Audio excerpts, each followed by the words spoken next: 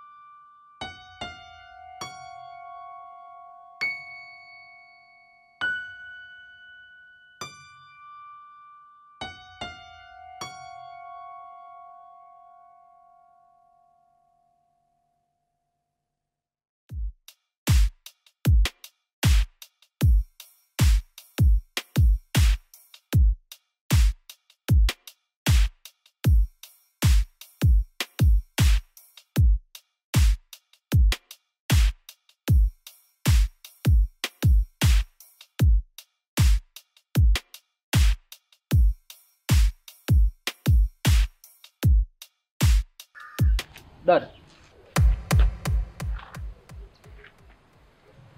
Mambo? Poa. Samahani. Bila samahani. Unaitwa nani? Naitwa Maua. Mimi naitwa Stande. Kama vile kuna mahali nishakukuona, lakini sikumbuki ni wapi. Dada, nilikuwa na maongezi na wewe. Lakini samahani pia kwa kupotezea muda wako. Kama hutojali, unaweza kunipa nafasi?